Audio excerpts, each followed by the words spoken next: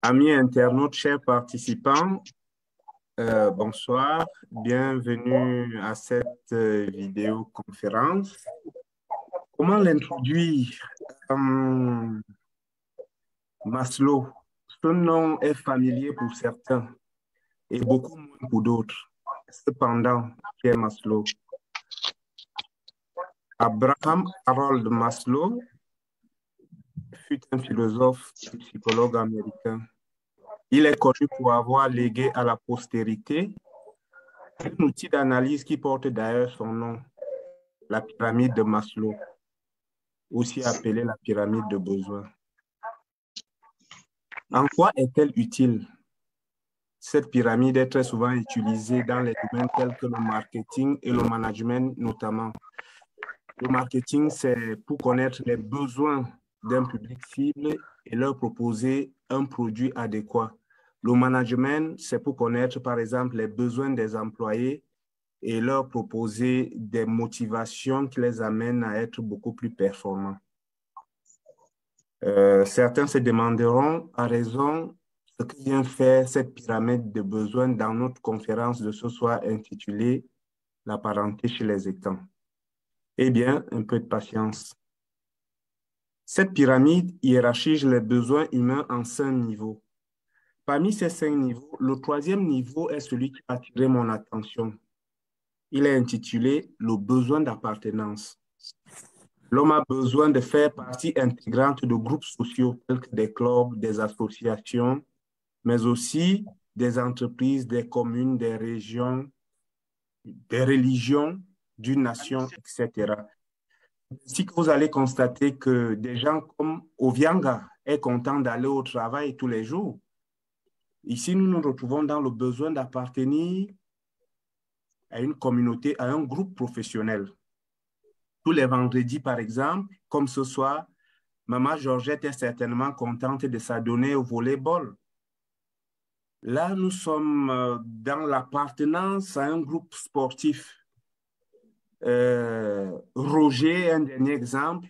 Roger Mbahem est membre d'une association ECAN, comme une association ECAN qui promeut la résurgence de la culture ECAN et l'entrepreneuriat, telle que notre association, l'association Bia Bia. Ça, c'est le besoin d'appartenir à un groupe à connotation culturelle, entrepreneuriale. Donc, en bref, on en vient au fait que nous, les hommes, nous avons besoin d'appartenir à des groupes sociaux. Et ces groupes sociaux, vous allez constater que ces groupes ont des caractéristiques communes pour les membres qui y sont. Ce sont des gens qui ont, par exemple, l'amour pour le sport, pour les mêmes idées, les mêmes opinions, la même religion. Un des groupes que je n'ai pas cité expressément, c'est la famille. Car la famille, même si ça ne nous paraît pas évident de prime abord, est un groupe. C'est ainsi que vous allez entendre des gens dire « j'appartiens », ça c'est mon frère ou ma sœur en Christ. Ça c'est la famille religieuse. C'est un groupe aussi. J'appartiens à la communauté. C'est aussi une forme de famille. C'est un groupe. Enfin, nous avons la famille nucléaire à laquelle nous sommes liés très souvent par le sang. Qui parle de sang, parle d'un ancêtre commun, parle de parenté. Et ce soir, nous allons aborder la parenté chez les écans. Et pour cela, nous avons parmi nous le professeur Célestin Msanga Obama, qui va nous entretenir de long en large à ce sujet. Avant de lui passer la parole, je voudrais rappeler quelques notions pratiques. Je vais lui passer la parole. Après son exposé, si vous avez des questions, vous pouvez cliquer. Si vous êtes sur un téléphone, vous cliquez sur l'écran. Trois petits points vont apparaître et vous pourrez lever la main. Vous ne pouvez pas lever la main. Faites-moi signe. Comme vous voyez là, je fais signe de ma main. Je vais vous repérer. Dernière chose, l'association Bia Bia est ouverte. Si vous voulez adhérer, faites un tour sur notre page Facebook. et vous pourrez prendre contact du formulaire qui permet d'entamer la procédure d'inscription dans l'association. Bien entendu, nous sommes en live et nos amis qui sont sur Facebook, si vous avez des questions, vous pourrez les poser et Joseph ou Roger pourront les relayer ici. Sans plus tarder, donc, je vais passer la parole au professeur Célestin Msanga Obama pour notre conférence de ce soir. Bonsoir, professeur. Bonsoir, monsieur Temenge. C'est un plaisir, c'est un honneur que vous me faites de me faire passer, n'est-ce pas, dans votre plateforme pour m'exprimer sur un concept qui, je ne sais pas pour quelle raison, soulève une polémique inutile à mon sens. Le concept des camps, vous me permettez que je fasse d'abord cette petite parenthèse avant d'entrer dans mon propos proprement dit. Est ouvert à la polémique ces derniers temps. Certains dénient un contenu, d'autres y trouvent une utilisation politique. Personnellement, je pense qu'on peut en parler sans avoir d'arrière-pensée politique ou religieuse. Alors, donc, quand nous parlons des camps, nous parlons d'un regroupement de groupes que nous pourrons appeler ethniques ou claniques, mais qui ont en partage la culture qui est la leur. Et cette culture se traduit par une langue commune. Alors, on a été habitué à distinguer les Beti, les Boulous, les Fang, les Toumou. Lorsque vous suivez, vous vous rendez compte qu'il y a intercompréhension quand ces différentes langues parlent et qu'il n'y a pas besoin d'interprètes pour qu'ils se comprennent. Alors, en anthropologie, nous concluons qu'il s'agit d'une même langue. Si ces peuples ont une langue, il n'y a pas de quoi polémiquer. Ils ont une culture, malgré les différentes variantes qu'on peut observer dues à l'étendue territoriale de ce groupe. Vous voyez quelqu'un qui est à l'extrême nord, par exemple à la Leki, ne peut pas avoir les mêmes accents, les mêmes réflexes, les mêmes gestes que celui qui se trouve à l'extrême sud, sur l'île équatoriale ou au Gabon. Donc, la proximité joue dans les dynamiques qui peuvent intervenir dans un même groupe et créer des variantes comme on observe comme aujourd'hui. Mais je vais commencer pour parler de la parenté, présenter les généralités, les éléments qui nous permettront de suivre cette parenté chez les... Mais disons, comme l'a évoqué M. Atemonge tout à l'heure, que la parenté renvoie à des phénomènes sociaux qui portent aussi bien sur la consanguinité que sur les affinités, c'est-à-dire les alliances en termes de mariage, d'initiation, et j'en passe. La parenté est donc une relation sociale privilégiée, n'est-ce pas, qu'elle soit liée à la consanguinité ou aux alliances. Généralement, on parle d'affinité dans le cas des parentés d'alliance et d'affiliation quand il s'agit des cas d'adoption. Par exemple, vous savez, dans certains groupes, on peut être adopté, dans d'autres, cela n'est peut-être pas possible. Mais dans les sociétés dites traditionnelles, les individus entretiennent les uns avec les autres des relations de parenté. Le rôle des parents sera donc différent d'une société à une autre. Vous savez, si vous étudiez les peuples comme les Peuls, ce n'est pas exactement la même chose que les groupes dits écrits. Ce n'est pas la même chose que les groupes des Grassfield. Ce n'est même pas la même chose que les groupes du littoral camerounais, les Sawa. Alors, l'étude de la parenté va nous renvoyer à un certain nombre d'autres concepts, tels que la filiation, tels que la résidence, tels que le lignage, tels que le mariage. Ce sont ces éléments qui structurent, n'est-ce pas, la compréhension de la parenté. Alors, on entendra par filiation le principe qui organise la transmission de la parenté. En principe, la filiation ne repose pas sur des critères essentiellement biologiques, comme on pourrait le penser, mais davantage sur les normes et les valeurs culturelles. Si je peux déjà faire un jumping comme ça, là, vous savez, chez les petits, on dit par exemple qu'un enfant n'est pas tout simplement le fruit de la biologie. L'enfant n'est pas forcément le produit du géniteur, mais de celui qui l'a élevé. Alors, la filiation nous permet aussi de parler ici de ces modes d'évolution dans les sociétés. Elle n'est pas la même dans toutes les sociétés.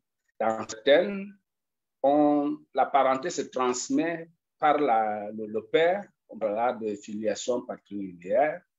Elle peut se transmettre par le père, on parlera de filiation par la mère, autant pour moi, on parlera de filiation matrilinéaire, ou dans certains cas de filiation indifférenciée. Alors, c'est quoi la filiation? Ça, c'est des cas de filiation linéaire, c'est-à-dire qu'on hérite des caractères du groupe ou bien de l'appartenance au groupe à travers un des parents.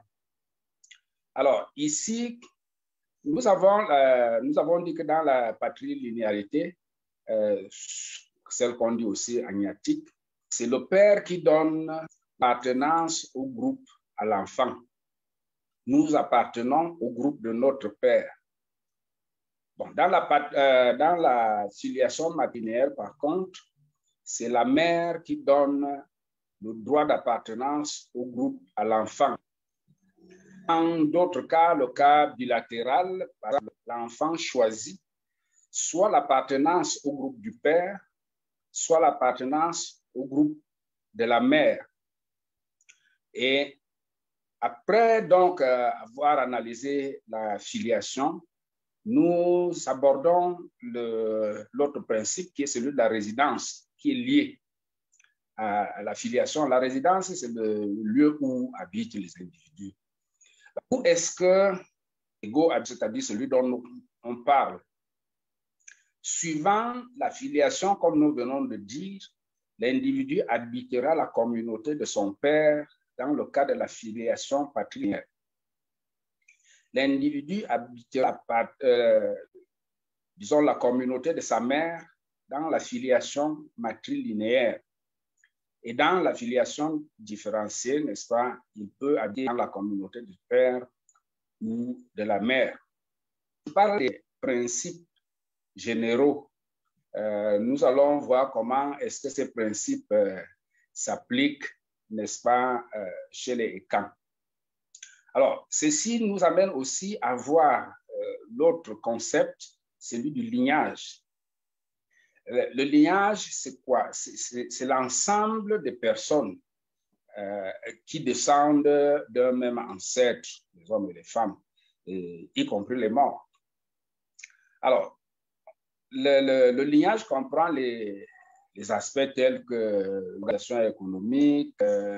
Ici, on va parler du droit de l'héritage, on va parler de la religion, les croyances, le culte des ancêtres. À l'ouest, par exemple, le crâne d'un parent est conservé et on garde un lien.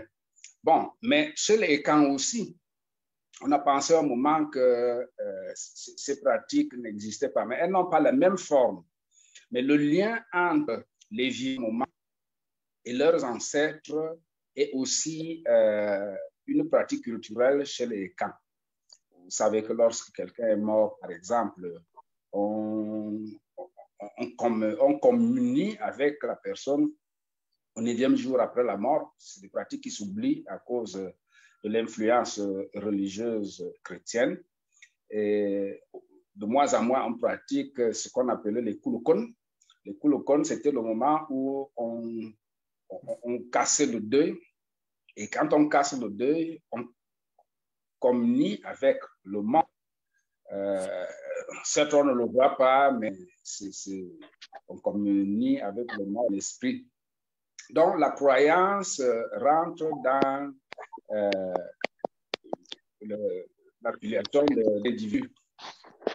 Bien, alors, une fois que nous avons vu cela, nous voyons aussi maintenant ce qu'on a appelé les alliances. Les alliances peuvent être plusieurs natures. Les alliances peuvent être des contrats que des communautés ont signés entre elles. Ça peut être de mariage. Ça peut être des rites pratiques. Dans d'autres régions du pays, de nombreux fidèles ont uni leurs voix, se sont recueillis à l'extérieur des mosquées. Monsieur JP, merci. OK. Bien. Alors, je disais donc, parmi les alliances que j'ai citées, par exemple, le mariage, j'ai cité des ententes entre groupes, j'ai cité des initiations qui peuvent se faire entre communautés voisines, mais non apparentées. Alors, cela crée des sortes d'alliances entre les groupes qui ont partagé ce nombre de choses, et ces alliances sont perpétuées par la descendance. Bien, alors, maintenant qu'on a vu ces généralités, nous voulons maintenant rentrer chez les Ekans, voir comment est-ce que la parenté est dévolue chez les Ekans. Disons que la parenté chez les peuples réunis sous le concept d'Ekan est sous-tendue par 3 lignes principales, conformément à ce que nous venons de dire. Il y a la filiation, il y a le mariage, il y a la résidence. À travers les 3 lignes, on peut voir tout ce que je viens de dire plus haut. Alors, de manière générale, la parenté mobilise, comme je dis, contradictoirement, n'est-ce pas, en même temps, l'appartenance et l'exclusion. C'est-à-dire, c'est grâce à la parenté qu'on sait avec qui on est. C'est aussi grâce à la parenté qu'on sait avec qui on va. C'est-à-dire, elle délimite l'individu dans un ensemble en l'y incluant et en montrant les limites au-delà desquelles il n'est plus dans sa communauté. Alors, nous regardons davantage ici les aspects qui permettent à l'individu de se considérer comme membre de la communauté, et particulièrement dans le cas des Ekans. Alors, comme nous avons défini la filiation tantôt, c'est-à-dire s'organise la transmission de la parenté, chez les groupes Ekans, nous avons 2 aspects, n'est-ce pas? C'est la consanguinité et les alliances, comme nous avons dit. La consanguinité et les alliances, comme nous avons dit. Alors, dans la consanguinité, on a, par exemple, enfin non, là j'évoquais plutôt dans l'exclusion. L'exclusion, c'est ce que les Bétis appellent, ou les Ekans appellent, du cool. Lorsque vous n'êtes pas à l'intérieur de votre communauté, vous êtes chez les Bikoul. Quand vous êtes dans la communauté, vous êtes dans le Ndabot ou dans la Yon. C'est des concepts qui permettent de soutenir ce que je dis. Je les appelle donc dans la langue des locuteurs de cette communauté. Alors, je disais donc la consanguinité est ce qui est lié au sang, comme le disait M. Temenga à l'ouverture de son propos.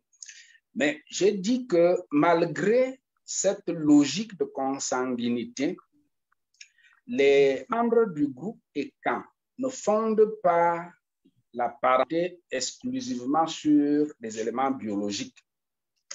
Alors, ce qui fonde la parenté, c'est davantage l'éducation qu'un homme donne à ses descendants, ou je dirais mieux à ses descendants.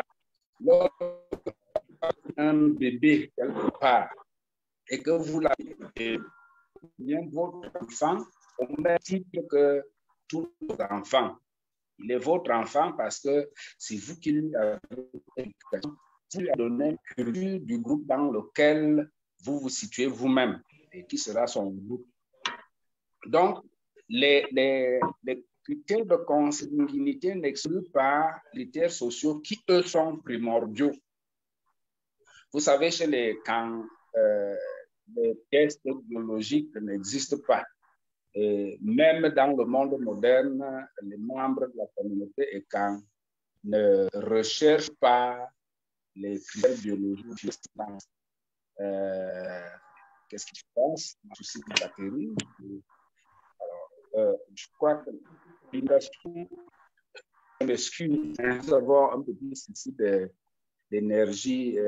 Mais je crois que ça peut se résoudre par la connexion sur ce support. Bon, mais ceci dit, je peux continuer.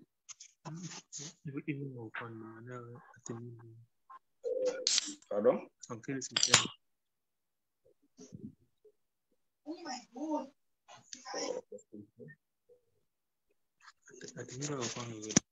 Un petit instant, comme vous vous rendez compte, il y a un petit souci d'énergie du côté du Cameroun, du côté de de l'intervenant, du professeur.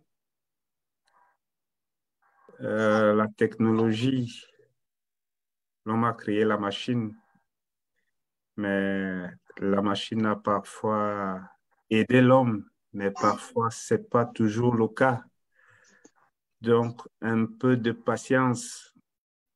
Ce sont des choses qui arrivent parfois au pays. Bon, je vois qu'ils sont à nouveau connectés. Je suppose que dans les secondes qui suivent, nous allons repartir. Non.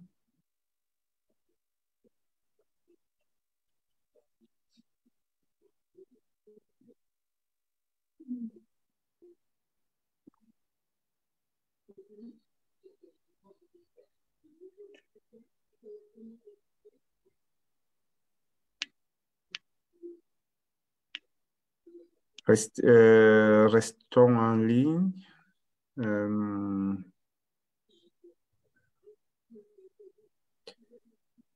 J'espère que le problème technique sera rapidement réglé.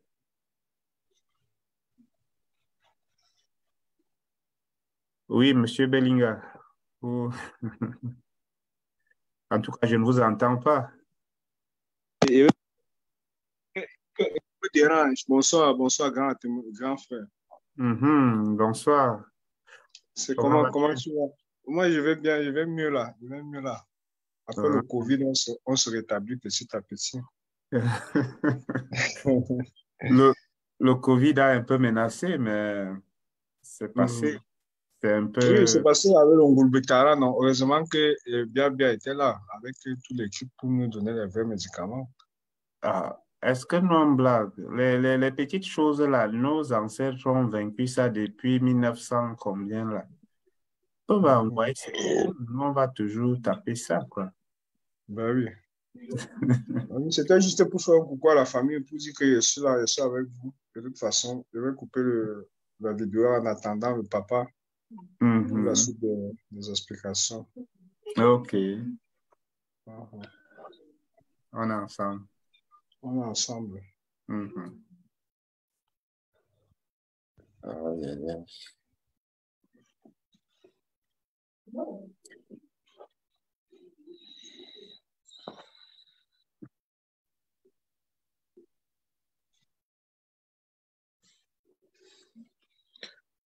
Restez en ligne, un peu de patience. Ce sont des choses qui arrivent souvent au pays.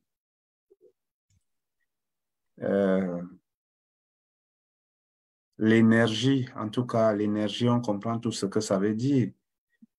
Je n'ai pas dit que Néo a frappé au pays, mais bon, voilà. Mais nous espérons que tout va rapidement se rétablir. Je ne savais juste pas que c'est comme ça qu'il allait faire. Aïe, aïe, aïe.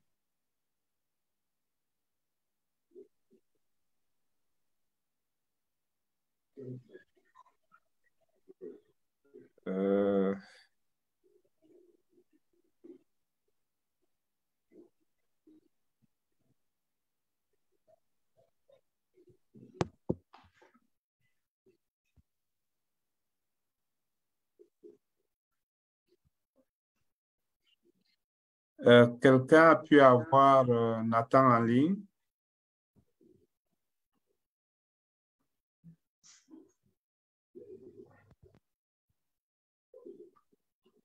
Oui, je vais l'appeler. Oui, parce que ça fait quand même à peu près 5 minutes que...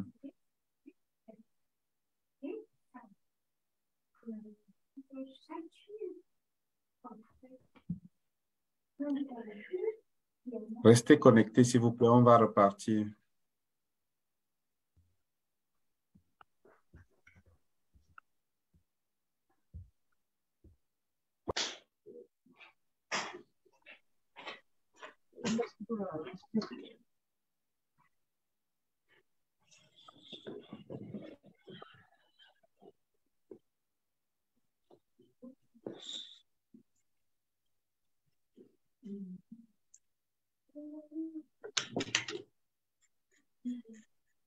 Bonsoir, Maman Georgette.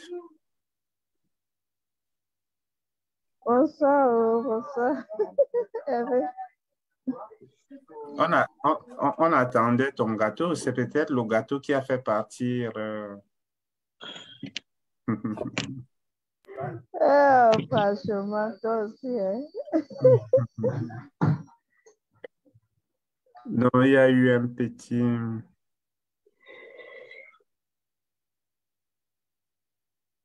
Problème de connexion. Problème d'énergie, apparemment. J'ai l'impression que Néo a frappé et...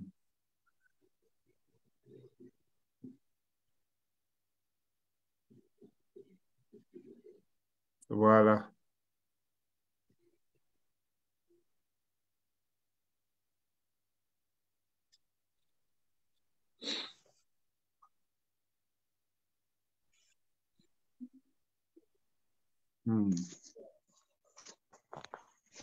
Voilà. Désolé pour le dérangement, mais comme vous voyez, ça ne dépend pas trop de nous. Voilà, c'est bien placé. Professeur, vous m'entendez? Oui, je vous entends. Et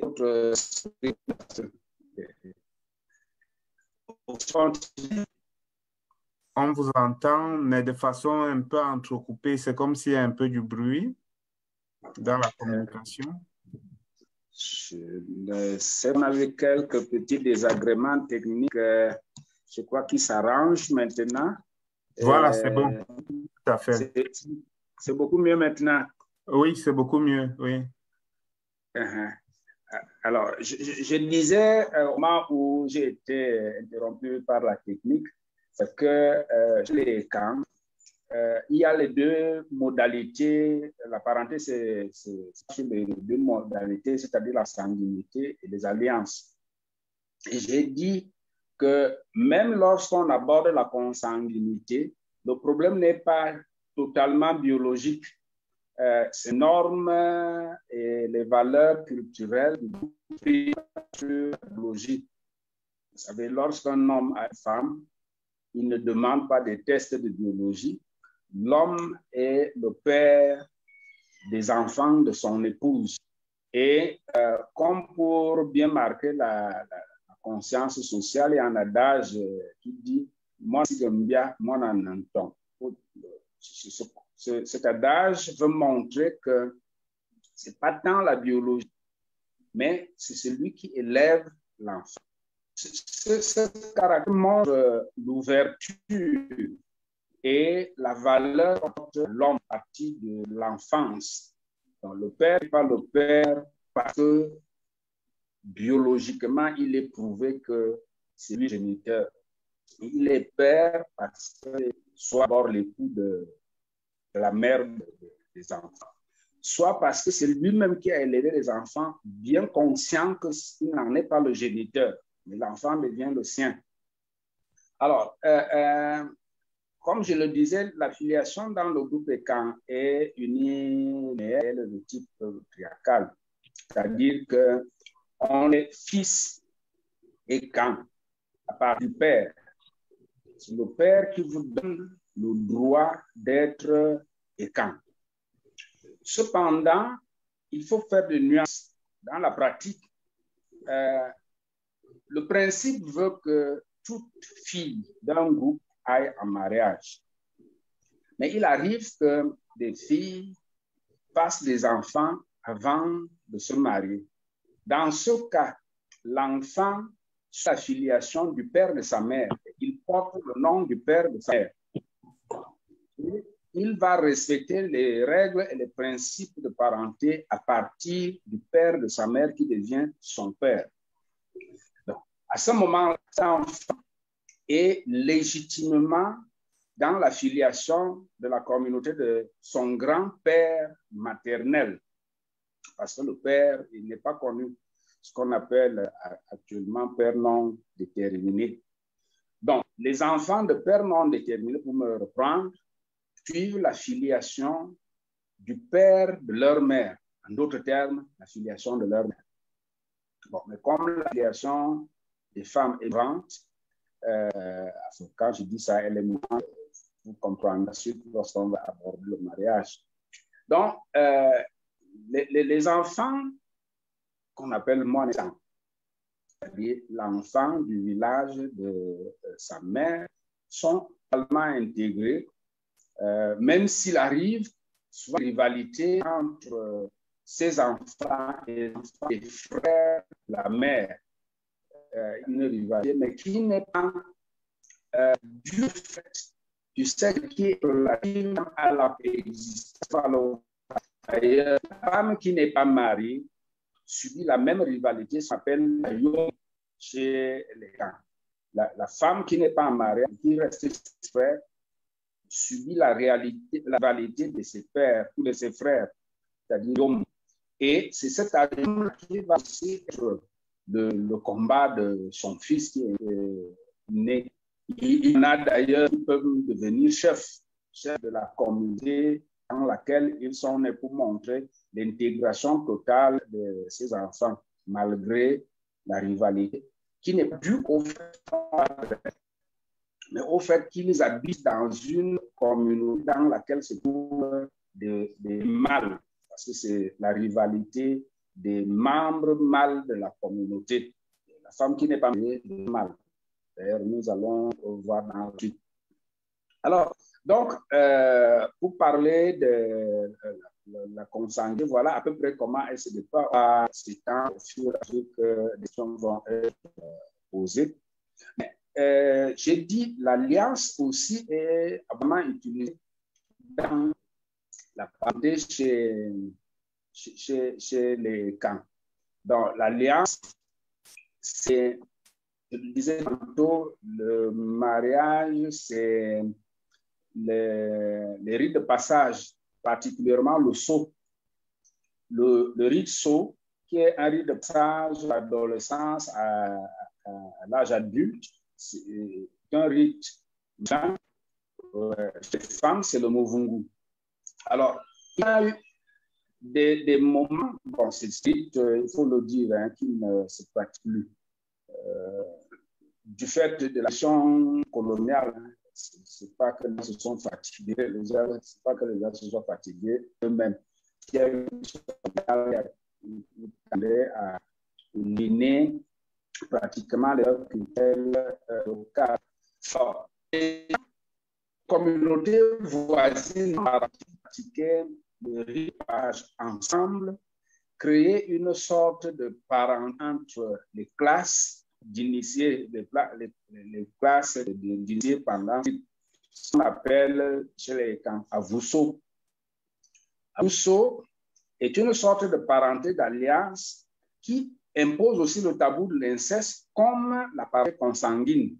Alors, ici, il n'y a pas de différence avec la parenté consanguine. Lorsqu'on est dans la parenté Avuso, on suit les mêmes règles, on n'épouse pas les filles de ses collègues, on participe à bien ou à mal dans les deux communautés, comme avec les autres frères. Donc, ces rites-là créent une sorte de collégialité entre groupes non apparents. Alors, les groupes sont l'extrémité de la communauté et quand connaissent ce type d'alliance plus que ceux sont à l'intérieur. C'est le cas, par exemple, des ou des femmes, beaucoup plus que les groupes qui sont à l'intérieur, c'est-à-dire au niveau de la région du centre actuel, qui n'ont pas beaucoup de pression des groupes non apparentés. Donc, alors, là, on ces différentes formes de parenté. Et le mariage, j'ai dit, il crée non seulement la parenté avec les descendants, mais aussi avec l'époux. Ce qui fait que, finalement, en l'Inde, c'est défini par trois signes. Vous êtes, si vous êtes un homme, vous êtes fils de, c'est membre par façon patrilinéaire d'une communauté. Vous êtes neveu de Mongon, de la communauté de votre mère, et vous êtes Nongon en fonction de la communauté dans laquelle vous vous mariez. Et cette filiation trilinéaire crée des alliances. Alors, il faut relever que le type de mariage chez les est fondamentalement polygamique. Alors, mais le fait qu'un homme ait plusieurs femmes ne réduit pas ce que je viens de dire. Il peut lister les communautés desquelles les Nomungon. Et d'ailleurs, c'est la gloire de l'homme qui est plusieurs communautés. Ça fait plusieurs alliances, plusieurs ordres de parenté avec ces gens à travers le mariage et les enfants qui naissent, ce qu'on appelle les enfants en pierre, à Kanoko, c'est-à-dire genre de pont quand les enfants en communauté non apparentée. Le lien qui se crée à ce moment-là est un lien très solide. Donc, les femmes aussi définissent la parenté sur les mêmes trois aspects. La femme est d'abord fille de, c'est-à-dire la communauté de son père. Elle est Monungon, la communauté de sa mère, et elle est Mininga, épouse de la communauté dans laquelle elle s'est mariée. Ça montre le caractère ouvert de la communauté et ceci reste valable jusqu'à ce jour. Je l'ai dit tantôt, la filiation chez les camps et la résidence qui en découle est celle que nous avons éminée, c'est-à-dire l'homme vit dans la communauté de son père. Mais des exceptions existent. Des exceptions existent. Un homme dont le père et l'époux de sa mère légitimement mariés, enfin légitimement ne veut pas être marié à l'état civil, hein, c'est-à-dire une fois que l'autre a été ce mariage-là dans la communauté est légitime. Donc, si l'homme a pris épouse et fait des enfants, ils doivent résider chez lui. Mais il arrive que pour raison d'une autre, cet enfant peut aller vivre chez ses oncles maternels. Bon, il y est toléré, mais il n'est pas véritablement aussi intégré que celui qui est né sans père. C'est vraiment différent. Pourquoi? Parce qu'il y a des aspects dans la résidence. Je voudrais être assez exhaustif là-dedans. Je veux m'étendre un peu plus sur cet aspect de résidence parce qu'il est très, très important. L'homme chez son père, dans sa communauté patriarcale, vit rivalité que j'ai évoquée tantôt, c'est-à-dire la yom. Il est au choc, il y a des disputes de terrain, il y a des disputes diverses du fait de la cohabitation. Chez ses oncles maternels, par contre, il bénéficie d'une très grande tendresse parce que c'est la communauté de ses parents. Et là, il faut bien préciser que l'homme a deux communautés, la communauté de ses pères et la communauté de ses mères. La communauté de ses pères, c'est celle de la filiation patrilinéaire. Et là-dedans, il y a deux types de pères. Il a les pères mâles qui sont les fils de son père et il a les pères femelles qui sont les sœurs de son père. Alors, malgré la différence sexe, les deux types de pères ont les mêmes comportements. C'est-à-dire, c'est la rigueur, c'est la répression, c'est la violence, c'est la sévérité. Alors, de l'autre côté, dans la communauté de ses mères, il a aussi type de mère. Il a les mères, c'est-à-dire les sœurs de sa mère, mais il a là-bas aussi les mères mâles, c'est-à-dire les frères de sa mère. Mais tous ont dit le même caractère, c'est-à-dire la tendresse. Les frères de sa mère ont d'être des hommes. Ils sont très tendres avec le fils de la sœur, alors qu'ils durent avec leurs propres enfants. Donc, c'est cette raison qu'ils tolèrent la présence des enfants de leur sœur, mais ne la supportent pas au même degré que les enfants nés des filles non mariées, qui des membres de la communauté suisse dans la vie. Or, il ne peut pas faire avec le fils de la sœur qui a une communauté patriarcale bien déterminée. Et très souvent, il le repousse, il le renvoie pour qu'il rentre dans la communauté, qu'il aille affronter les difficultés de la communauté patrilinéaire. Alors, ceci nous amène à fois certains problèmes. Vous savez, il y a un adage chez les camps qui dit mon femme a une bête à me l'aimer. Bon, alors quelqu'un rigolait quand j'avais de cet adage. Qu'est-ce qu'il dit? Ça veut dire que de ce côté-là, il a tous les droits, y compris sur les femmes des frères. Mais pourtant, il est sévèrement réprimé s'il ose s'amuser, s'il ose un geste déplacé avec l'épouse du frère de son père, qui est sa mère au même titre que sa propre mère. Donc, ça montre que ici, la communauté est que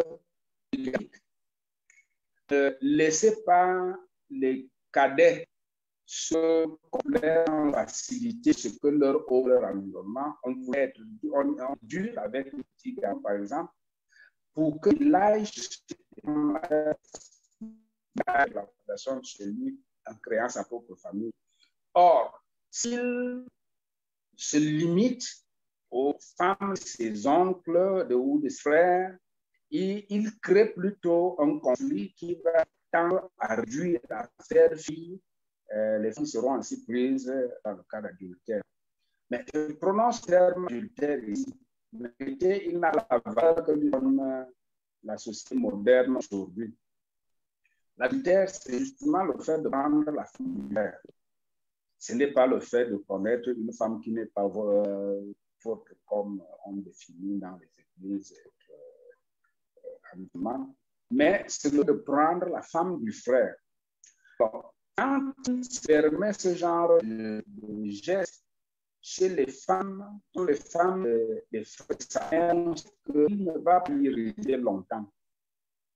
Si on commet ce genre d'accident, pour un temps, il devra rentrer chez lui. C'est pour cela que l'oncle maternel ne doit pas permettre si longtemps. Donc, Mais par contre,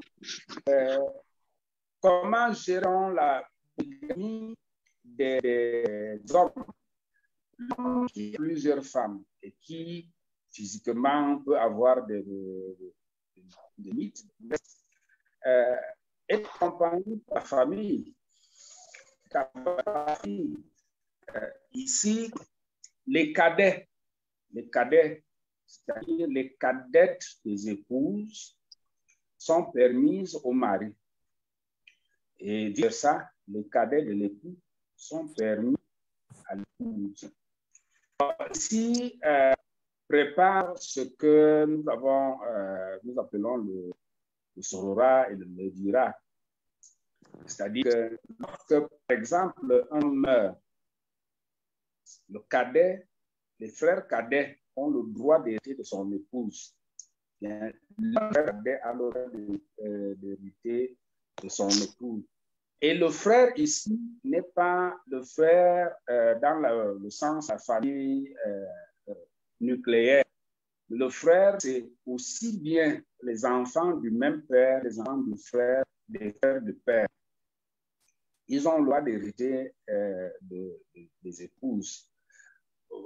Parfois, c'est pas en l'incompréhension de dire, oh, c'est pas bon, mais que la société est consciente que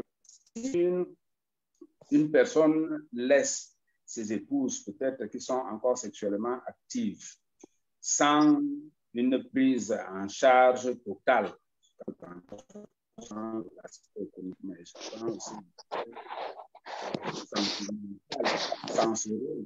Si cette prise en charge par la femme, jeune femme,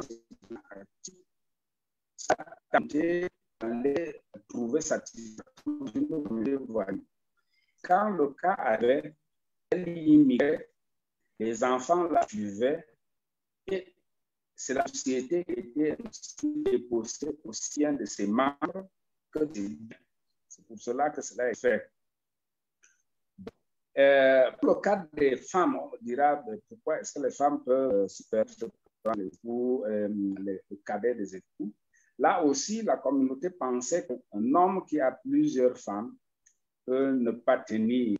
Et les femmes sont là, aller dans les communautés aussi. Voilà ce que je pouvais dire sur la rentrée chez les Ekans. Certainement que j'ai omis de dire beaucoup de choses, mais comme je sais que format, il y aura des échanges, j'espère que les éléments qui vont être posés. Je vous remets donc la parole en attendant les différentes réactions. Je vous remercie. Oui, merci pour cette intervention dense et riche. Nous allons donc passer à la séance des questions-réponses. Si vous en avez, n'hésitez pas à me faire signe. Vous pouvez lever le bras, en tout cas, vous pouvez lever la main via Zoom, tel que je vous ai indiqué. Ceux qui sont sur Zoom, vous pouvez lever la main via Zoom. Aux autres qui sont en ligne, vous pouvez aussi poser vos questions qui seront répercutées. La première question que moi, j'ai toujours eu certaines difficultés avec le fait que on dise que le fait que les camps ne soient pas très regardants sur les tests, même si d'une part,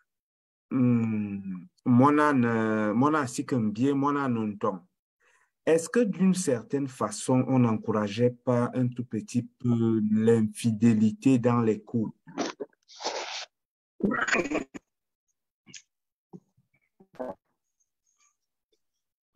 La seconde... Okay.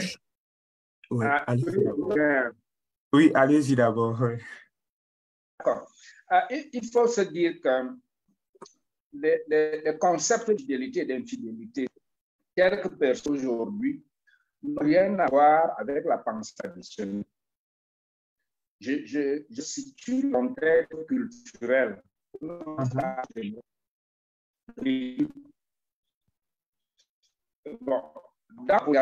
on n'est pas dans la monogamie. Le principe général, et il y a beaucoup d'âges contre. Il y a un proverbe qui dit, par exemple, celui qui a plusieurs ne peut pas être surpris par la pluie. Bon, il y avait un proverbe qui disait, par exemple, que c'est-à-dire que la monogamie est synonyme de célibat. Oui. Quand vous êtes monogame, qu'un célibataire. En fait, le principe étant celui-là, je dis qu'il est difficile de devoir maîtriser. D'ailleurs, je vois que même les monogames ne peuvent pas jurer la main sur le cœur. On peut tout. Hein. Donc, on peut faire d'ouvrir les conflits qui seraient inutiles d'espère pour la communauté. On a ouvert des modalités de gestion pour ses époux, bien l'homme que la femme. Il faut dire que ce qui sous-tendait la polygamie à cette époque, c'était le communautisme. Était grand dans la société traditionnelle, c'est lui pour faire manger le maximum de personnes possible dans sa maison. Alors, pour faire manger le maximum de personnes possible, il fallait préparer beaucoup de nourriture. Et pour préparer beaucoup de nourriture, il y a le problème de main-d'œuvre féminine qui se posait. La cuisine étant essentiellement réservée aux femmes. Quand on avait une seule femme, celle-ci ne pouvait pas tenir le rythme.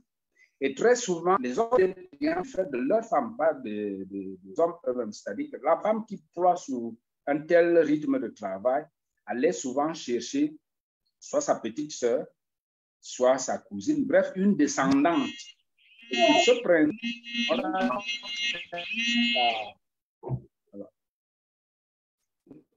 Allez-y, continue, s'il vous plaît. Donc, sur ce principe, il a été ouvert. Alors, lorsque vous avez 3 sœurs, si vous avez épouse,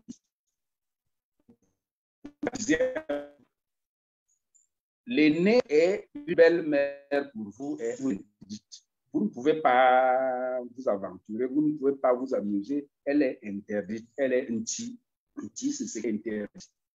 Et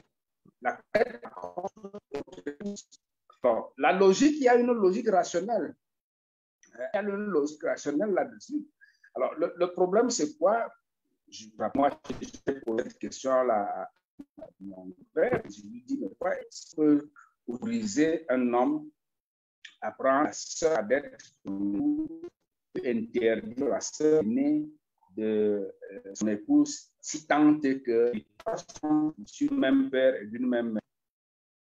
Alors, il m'a répondu, est-ce que c'était déjà arrivé d'arrêter notre langue?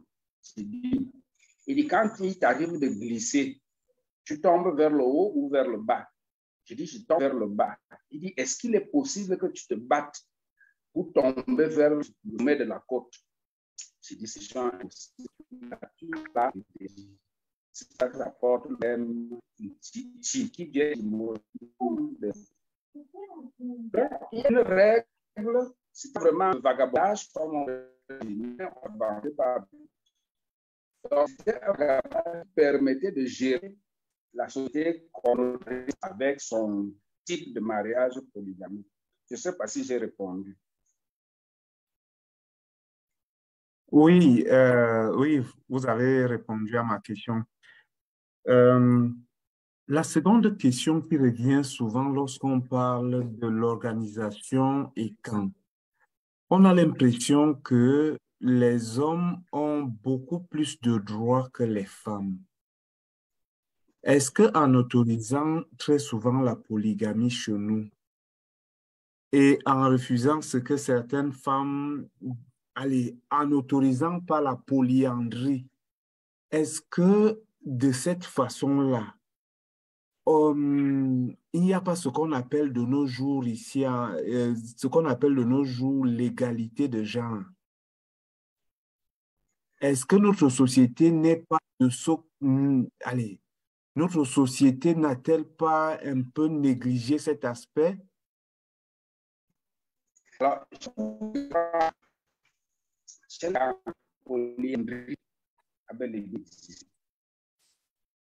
elle était pratiquée par ceux qui ne s'étaient pas mariés, c'est-à-dire qui n'avaient pas, pour lesquels un homme n'avait pas d'autre, un homme du communauté autre n'avait pas payé de dot. Elle vivait dans la communauté patriarcale, dans l'affiliation patrilinéaire, comme les autres de cette même communauté. Elle pouvait prendre un homme, elle pouvait en prendre plus d'un. Moi, j'ai personnellement vécu plus d'un cas des gens proches, sexe féminin, qui ont vécu avec plus d'un homme dans la communauté. Et ça n'a rien à voir avec la position qu'on peut imaginer, c'est-à-dire qu'elle vit maritalement avec eux, dans la même maison, ses activités, sachant qu'ils sont tous maris, même femme. Donc, ça a existé. Mais par contre, une femme pour laquelle on est venu payer la dot et qui allait dans la communauté de l'homme qui a payé la dot, ne pouvait pas d'avoir maritalement plus d'un homme, mais elle pouvait suivre, comme je dis tantôt, bon, c'était discret, ce n'était pas aussi discret.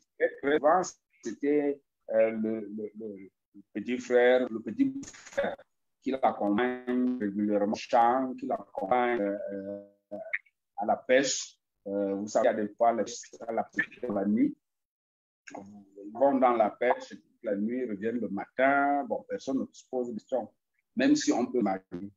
Et il y avait de soucis à cette époque. Pourquoi? Parce que on est dans ce genre de relation. Il faut d'être votre fils, votre frère, il devient votre fils par la consanguinité, c'est-à-dire que c'est le même sang. Donc, le problème ne se pose pas. Mais ce problème se pose aujourd'hui. C'est pour cela que j'ai dit tantôt que la résidence est une ligne d'expression de la parenté et par communauté. La communauté des Vovli est une fois que vous quittez ce territoire, vous n'êtes plus chez les Mbongdjuli. Les Mbo viennent délimiter. Lorsque vous sortez territorialement de ces limites-là, vous n'êtes plus chez les Mbo, ainsi de suite. Alors, ça fait que à l'intérieur du groupe, le voisin était le frère. Donc, le voisin a un s'il fait un enfant avec votre époux, c'est votre enfant. Il n'y a pas de souci. Mais aujourd'hui, il est difficile de prendre cette société parce que la réalité que l'on vit aujourd'hui par le milieu urbain est différente. Vous n'êtes plus voisin mécaniquement, membre de votre communauté et peut-être d'une nationalité différente. Bon, il faisait un enfant à votre époux, le lien de consanguinité serait ça pose tous les problèmes que l'on a aujourd'hui. Tant gamme aujourd'hui. La question? Oui. Si vous avez des questions, n'hésitez pas à me faire signe. Hein. N'hésitez pas à me le signaler. Il y a un aspect que vous avez évoqué. Vous avez parlé de... Vous avez dit que chez les Ekang, on est Ekang par le père. En tout cas, c'est de façon patrilinéaire, quoi. Mais moi, ça me pose un peu un problème. Ça veut dire que est-ce que ça veut dire que les enfants de ma soeur ne sont Voilà. Mais ils sont aussi écans parce que nous avons le même sang. Le fait qu'ils soient mariés ailleurs ou pas, ils restent quand même écans. C'est le même sang. Ou bien, allez, ça j'ai difficile. Oui, c'est ça peut-être culturellement, mais comment ça s'explique? Alors, il y a ce principe de l'intérieur même ne se marient pas entre eux. C'est-à-dire, les membres d'un clan ne se marient pas entre eux. Ils doivent sortir du coup pour prendre femme ailleurs. Donc, votre sœur qui est partie de votre communauté pour aller dans une communauté se marier, les enfants sont membres de cette communauté. Ce n'est pas la vôtre. Là, et quand c'est un ensemble, à l'intérieur de l'ensemble des clans, n'est-ce pas, les clans ne sont pas parentés totalement. Parce qu'on sait que la parenté s'estompe avec le temps. C'est-à-dire que les ancêtres, les parents, mais plus on descend, plus la parenté s'estompe et des clans vous avez, vous faites, vous avez un enfant, cet enfant fait des enfants, et si tu les enfants, des enfants, et la parenté diminue dans le sens matrilinéaire. Dans le sens patrilinéaire du plus vieux ancêtre à vous, de ce même groupe. Mais ceux qui sortent font que la parenté s'estompe et ils peuvent donc être coupés de votre clan. Leur parenté s'estompe. Et donc, vous n'avez plus le même sang, disons ça. Vous n'avez le même sang. Ils sont une communauté écoule, même à l'intérieur des carrières, les petits. Donc, à partir de cet instant, l'enfant qui est votre sœur, mais qui est en réalité dans la communauté écoule, c'est-à-dire dans les écoules, n'est-ce pas? Et c'est votre. Vous le gardez, comme je l'ai dit tantôt, comme le précieux lien avec cette communauté de Bikula. Donc, vos enfants, vous ne dorlotez plus que vos propres enfants. Vous êtes plus tendre avec lui que vos propres enfants. Et il a tous les droits chez vous. Il ne peut pas grimper de votre arbre. S'il grimpe, l'arbre va mourir. C'est la croyance quand. Donc, il est comme un roi. Quand il a besoin d'un fils, vous vous débrouillez à accueillir pour qu'il ne se gêne pas. S'il voit un coq et qu'il a pointé seulement le doigt, vous vous empressez pour attraper le coq, l'égorger pour qu'il mange. Parce que si lui-même se donne cette peine et qu'il attrape le coq, vous ne garderez plus jamais de la volaille chez vous. Donc, c'est plutôt bien précieux pour vous. Mais sauf que il doit être grand dans sa communauté. Dans sa communauté pour représenter l'alliance qu'il y a entre votre communauté et celle des hommes qui ont pris votre sœur. Donc, c'est précieux. Et s'il veut venir chez vous, il coupe cette alliance, qui n'est plus une alliance entre personnes, mais entre deux communautés. Donc, pour préserver la bonne alliance qu'il y a avec le mariage, on ne permet pas au neveu dont la mère était mariée dans une communauté tierce de revenir chez ses oncles maternels. Je crois que là, vous comprenez le problème. Mais par contre, les enfants de vos frères, vous les traitez comme vos propres enfants. Quand ils se marient, c'est vous qui payez leur dot. Vous les gérez comme il n'y a pas de discrimination. Ce sont vos enfants. Je crois qu'on voit seulement la nuance. Oui, c'est très clair. Ouais. La question des parents femelles est très, très importante pour comprendre la parenté chez les cas. Il faut savoir que l'oncle maternel est une mère. Les gens qui sont bien acculturés, bien que ce soit un homme. Mon oncle maternel, ma mère, et ma mère. Mais la sœur de mon père et mon père. Et c'est pour ça qu'on l'appelle même différemment. Frère du père, on l'appelle papa. Les frères, les sœurs, on l'appelle différents parce que ce sont les pas différents. On appelle Song et Sanga. Et ça, Ananga, le père qui est femelle, et Sanga.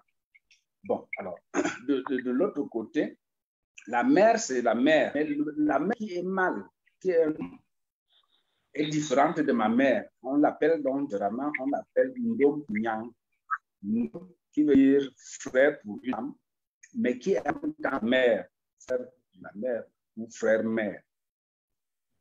Donc, les enfants de votre bien, vos enfants, plus précieux d'ailleurs que vos propres enfants, hein, ils doivent rester dans leur communauté. Sauf si votre sœur les a fait avant le mariage dans votre communauté, alors ils sont intégrés comme ses frères.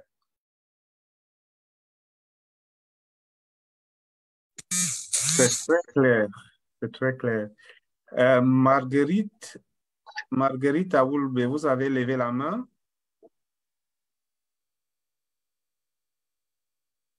Marguerite Aoulbe, vous avez levé la main? Attendez. Excusez-moi, le micro était coupé. Bonsoir. Bonsoir bonsoir à tout le monde. Bonsoir, professeur. Je m'attendais à suivre. C'est possible de mettre votre vidéo pour qu'on vous voit? Parce que je suis déjà dans le noir. Ah, OK. Allez-y donc. J'ai éteint.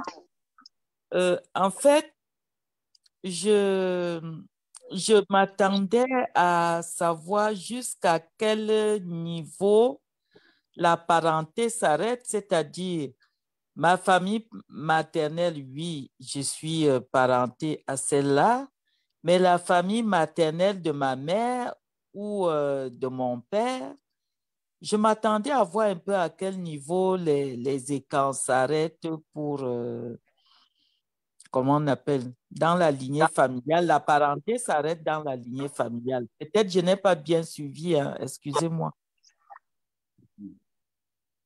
OK.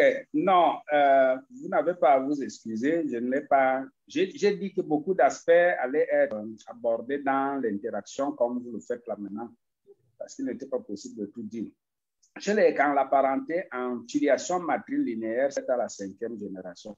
Comme je l'ai dit, en filiation matrilinéaire, on ne bouge pas. C'est-à-dire que les hommes restent dans la même filiation que leurs parents, leurs ancêtres, jusqu'à une génération. Mais en filiation matrilinéaire, ça va s'arrêter à la 5e génération. Et ça peut se comprendre mathématiquement. Je ne sais pas si vous étiez des mathématiciens. En biologie, vous savez que le sang est donné pour moitié par la femme et moitié pour l'homme. L'enfant de votre, c'est-à-dire quand votre sœur va en mariage, les enfants qu'elle fait là-bas, elle va leur donner la moitié de son sang, la moitié de son sang, la moitié de votre communauté. Donc, en fait, elle va donner le quart de son sang à ses enfants. Quand ces enfants perdent leur enfant, ils vont donner le 8e de leur sang. Quand les autres vont donner le 16e de leur sang. De suite, on estime donc à la 5e génération, celle qu'on appelle le Mbiabon, je parle en accent yébukolo. Mbiabon, c'est le dernier niveau de la parenté qui est à partir de là. On estime que le sang est déjà totalement dilué. Et si vous regardez même comment ces anciens dessinaient un enfant, alors, l'homme, c'est comme la femme va aller côté tierce. Et se marie là-bas, elle va faire des enfants. Ces enfants vont se marier à la communauté. Et ainsi de suite, et ça fait que le sang va se diluer progressivement jusqu'à la 5e génération. Mais par contre, les garçons qui restent en filiation patrilinéaire sont de la communauté ad vitam aeternam. Donc, à la communauté en filiation patrilinéaire pour les garçons s'arrête. J'ai répondu à la question de Madame Wood.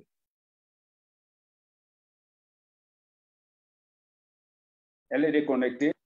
Non, elle a fermé son micro. Est-ce que le prof a répondu à votre question, s'il vous plaît? Oui. Je ne suis pas déconnectée, j'ai juste arrêté le micro. Oui, le prof a répondu à ma question. Sauf que c'est souvent assez un peu plus étendu ça parce que vous voyez la famille maternelle de mon père. La famille, ma famille maternelle, la famille maternelle de mon père. Parce que quand vous parlez de la matrilinéarité, c'est le côté maternel. Pourtant, le côté de mon père aussi, qui a une matrilinéarité, là-bas aussi, on conserve des liens. Parce que je me souviens, moi, la famille maternelle de mon père, nous restons très soudés et parfois, ça va plus loin. Donc, cet arbre-là est souvent assez... Ça dépend des familles. Hein. Moi, je me souviens, j'ai grandi dans une famille où vraiment on allait jusqu'à la grand-mère de mon papa. Nous, on avait de la famille jusqu'à la famille de la grand-mère de mon papa. Non seulement sa famille maternelle, mais la famille de sa grand-mère. Et tout ça, on restait... Donc, c'est un peu un arbre vraiment généalogique.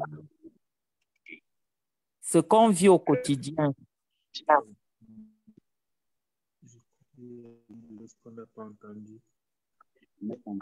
OK. Nous allons passer à la prochaine question. Oui, allez-y. Allez-y. Oui, effectivement, il y a un aspect très intéressant que vous avez évoqué là. Mais dans tous les cas, vous avez le Nda, le Dil, le Ouvan, le Diabon, ça qui demande de voir jusqu'où ça s'arrête. Mais cependant, en filiation matrilinéaire, les oncles de votre père, vos oncles, bien que ce soit grands-parents, vous les comptez comme vos oncles maternels. Les oncles maternels de votre mère, bien que ce soit grands-parents, vous les comptez comme des oncles maternels aussi. On ne dit pas les oncles maternels de mon père. On ne dit pas les oncles maternels de ma mère. On ne dit pas Bendo, on ne dit pas Lomiambe Mama. Ce sont vos. Mais c'est là que ça va être bon. Mais on peut toujours aller dire que les oncles maternels de ma grand-mère, les oncles maternels de mon grand-père. Mais après, quand on aime bien bon, on ne va même plus les voir. On ne va plus les voir, on ne peut plus. La parenté va s'estomper de ce côté-là. Mais c'est des parents que vous pouvez encore voir que vous évoquez là. Vous pouvez voir vos oncles, les oncles de votre père. Vous pouvez voir les oncles maternels de votre mère. Mais à partir de ce moment, vos enfants vont avoir une très grande distance avec les oncles maternels de votre père et les oncles maternels de votre mère. Leurs enfants encore seront encore plus loin.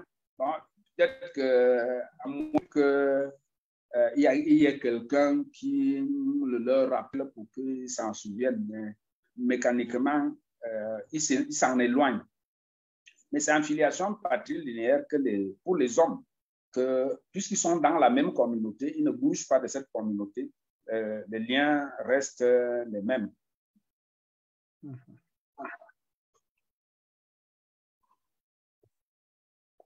Nous allons passer à la prochaine question. Monsieur Bellinga, vous avez levé la main. Oui, bonsoir, monsieur Atemong, grand frère, et bonsoir, monsieur. Ben, merci déjà pour le développer, hein, pour le thème et tout. J'avais juste une question de savoir combien un chef Betty doit avoir de femmes normalement. Un jeune chef Betty, il a droit à combien de femmes? Bon, c'était ma question, merci. Bien. Aussi bien chef que les autres membres, il n'y a pas de nombre limité. Chacun peut avoir tant de femmes qu'il est capable d'en prendre. C'est la polygamie intégrale. Hein, que vous avez vous en fonction de vos capacités. Vous prenez femme, vous construisez une maison, vous devez l'entretenir. C'est à vous d'avoir. Le chef n'a pas un nombre déterminé de femmes. Je ne sais pas si j'ai répondu. Aucune règle. Oui. Oh, pardon. Oui, c'est bon, j'avais. Merci beaucoup. J'ai bien saisi, c'est gentil. Merci. Voilà. Ça fait 1h30 déjà, un peu plus d'1h30 que nous sommes en ligne. Nous allons donc tout doucement aller vers la fin. Avant de clôturer, j'aimerais poser une dernière question, à moins que quelqu'un d'autre ait une question pour le prof. Mais le format actuel, nous souhaitons nous limiter à un temps bien précis. Donc, j'ai une dernière question pour le prof. Roger a posé une question. Vous posez une question. Ah bon? Je n'ai pas vu la question. Il a levé Roger, la main. s'il te plaît, prends plus tôt. J'ai plutôt levé la main, en fait. Ah, il a levé la main. Oh, mais c'est parce que pendant que tu commençais à parler, donc ça s'est un peu télescopé. Merci au professeur pour son exposé et pour les réponses, les éclairages qu'il a apportés jusqu'ici. J'avais, en m'appuyant sur la question de Marguerite Aoulbé, il y a quand même peut-être une précision à apporter au niveau de la parenté clanique. Parce que c'est vrai que si on limite la parenté à la 5e génération, à 5 degrés chez la femme, qu'en est-il du rôle de la parenté clanique à partir du moment où les clans également représentent un interdit, notamment en termes de mariage? Comment est-ce que tout cela se joue? Parce que ça, c'est quand même un élément fort de notre culture, d'après ce que j'ai compris. Et pour ne pas redemander la parole, j'avais aussi une observation par rapport à la question première de Hervé, qui disait que, tu disais Hervé que le système était peut-être un peu laxiste ou tolérant ou complaisant à partir du moment où on tolérait un peu en réalité un inceste, qu'on assumait l'inceste, une permissivité quand on ne voulait pas vérifier la parenté génétique.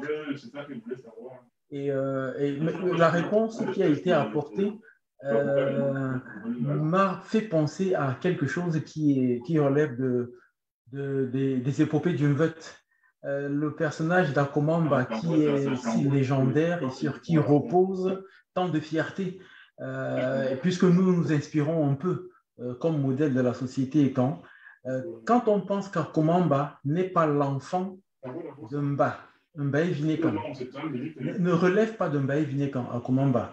Akomamba, quand Mbaye Vinekan trouve, je pense qu'il épouse une femme qui portait déjà un enfant.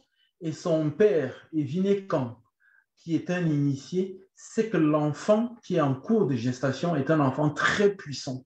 Donc, il accepte que son fils épouse cette femme qui porte un enfant parce que cet enfant représente une future prospérité à Engon. Et à partir de là, ça montre vraiment que la parenté est vraiment la paternité, la filiation est vraiment aussi une adoption. Et ce personnage d'Akomamba qui est entré à Engon de cette façon illustre fort bien le fait que la parenté n'a pas nécessairement besoin d'être génétique, mais qu'elle doit vraiment, c'est l'encadrement, c'est l'acceptation, c'est l'appartenance assumée de part et d'autre qui fait que finalement on appartient à un village. Ça m'a fait penser à ça, tel qu'il a exprimé, et à comment n'est pas n'importe qui dans notre représentation. Et quand on voit vraiment que lui-même n'est pas un enfant issu en droite ligne génétique d'un bail vignécan, ça parle un peu tout seul. Je me tais là et je reviens donc au professeur pour dire la parenté à travers les clans. Comment on va la gérer en sachant que comment on limite les mariages, les alliances en tenant compte à la fois de la parenté génétique ou telle qu'elle est assumée et tous ces clans-là qui viennent s'enchevêtrer. Comment on gère tout ça? Ok, bien, merci. D'abord, merci cette référence à les poupées d'Akomomba que vous avez pris. Elle illustre effectivement ce propos. Merci de le rappeler. Et par rapport à la parenté clanique, comme vous le dites, c'est celle que nous avons décrite tout à l'heure. Vous savez, c'est à l'intérieur du clan qu'on lit la parenté. Les liens interclaniques ne sont pas forcément des liens de sang, de liens de parenté. C'est des liens d'alliance. C'est donc au niveau de l'interclan qu'on a les Vousso, qu'on a, par exemple, ce que j'ai dit au propos des mariages. Mais question par consanguinité, c'est à l'intérieur du clan. Donc, c'est lorsqu'un groupe, à partir d'un individu, grandit, il se fissure, ça crée donc des clans, et les clans sont séparés par l'absence de parenté. Donc, le goût d'inceste, à ce moment-là, s'estompe entre ces groupes qui se sont distancés et restent à l'intérieur de chacune branche. Donc, c'est comme ça que les clans se créent. Et progressivement, les clans grandissent pour faire des ennemis et tout le reste, comme on connaît. Donc, et quand est un ensemble de clans qui n'ont pas mécaniquement des liens de consanguinité, mais la consanguinité est à l'intérieur de chaque clan. J'espère que je réponds à votre question. Très bien, merci. Voilà. Je vais donc poser la dernière question et nous allons conclure tout doucement à ce niveau. Je vais parler de l'adoption. C'est vrai que c'est quelque chose dont on n'en parle pas souvent trop. Et comme Roger vient d'aborder cela en filigrane, je vais poser une question simple. Supposons que Roger, moi, je ne sais pas, n'importe qui adopte un enfant chez les Ekans. Est-ce que cet enfant qui est adopté, puisque la filiation n'est pas seulement génétique, est-ce que cet enfant peut épouser une fille dans le clan ou bien parmi mes enfants? Je l'ai abordé. Je peux lui répondre? Oui. Oui. Okay. Je l'ai abordé entre les lignes quand je parlais. Une fois que l'enfant est adopté comme fils, s'il est adopté comme fils, alors il respecte les tabous de l'inceste avec la même rigueur que les enfants qui seraient génétiquement issus de celui qu'il a adopté, de son père. Et c'est pour cela que ce que vous attendez, ce qu'on dit, une fois que vous êtes mon, vous êtes fils, que le groupe vous a adopté, parce que ce n'est pas seulement l'individu. L'individu vous adopte au nom du groupe et le groupe le reconnaît, le valide. Donc, une fois que le groupe a fils, si vous commettez l'inceste avec les filles, c'est que vous reniez l'adoption. Vous ne pouvez pas, vous êtes soumis aux règles de l'inceste, comme tous les enfants du village, respecter les valeurs du tabou de l'inceste comme des membres du groupe. C'est en ça que vous serez reconnu comme membre du groupe. J'espère que je réponds à la question. Oui, tout à fait. Voilà, nous sommes arrivés au terme de notre... Je voulais dire que Oui, je vous écoute. ou l'intervention tout à l'heure de l'épopée d'Akomomba montre que c'est une adoption. Mais une fois l'enfant adopté, on peut l'adopter dans le ventre, c'est-à-dire une femme qui vient étant enceinte, qui donne un enfant, et une adoption. Mais la femme peut venir aussi avec un enfant qui est né, vous l'adoptez, il devient un fils comme tous les autres et il est intégré. Sauf si c'est lui-même qui renie, parce que s'il commet l'insecte, ça veut dire qu'il a dit publiquement qu'il n'est pas le fils de la communauté. Okay. Donc, professeur, je vais vous remercier pour votre intervention. Elle est brillante et j'ai vu certains commentaires passer dans le Zoom. Je vais vous donner la parole pour un dernier mot avant que nous nous quittions. Alors, malheureusement, je n'arrive pas à lire les commentaires. Le dernier mot que je vais dire, c'est que il se développe aujourd'hui comme je l'ai dit à l'entame de mon propos, mais je voudrais que tout le monde comprenne que les réalités sociales sont des constructions. Nous parlons du Cameroun aujourd'hui, nous sommes Camerounais, mais en réalité, avant 1884, on ne parlait pas de Camerounais, c'est une construction. Et construire aussi le concept des camps, surtout qu'il repose sur des éléments probants, je crois qu'il n'y a pas de mal en cela, de l'admettre comme une réalité socio-culturelle, une réalité qui nous interpelle, une réalité qui fédère les gens qui, jusqu'ici, ont toujours vécu cloisonnés, séparés, et peut-être entraînant des guerres inutiles. Mais ce concept, me semble-t-il, fédère. Et s'il y a des regroupements tels un peu partout, je crois que le Cameroun compterait moins de 200 ethnies. On reviendrait à quelque chose de plus structuré, de moins de fédérateur, qui nous conduirait vers une vraie nation. Donc, que l'on ne s'arrête pas à peut-être l'exploitation politique qui n'est pas aussi une fiction. Mais nous n'allons pas nous laisser emporter par l'exploitation. Nous avons abordé un problème de manière intellectuelle, ce problème de manière intellectuelle, et je crois qu'on peut aborder d'autres problèmes de cette manière. Il n'y a pas de mal à vivre sa qualité, il n'y a pas de mal à vivre son ethnisme, mais c'est le tribalisme qui est condamnable. Donc, chacun doit être fier d'être ce qu'il est et d'aller vers les autres avec ce qu'il peut leur apporter. Je crois que c'est dans ce sens-là qu'il faut voir ces concepts. J'espère que j'ai apporté quelques éléments modestement, comme ça, à certaines personnes qui en manquaient. Je vous remercie beaucoup. Je vous en prie. Sur ce, nous vous disons merci et à la prochaine. Merci.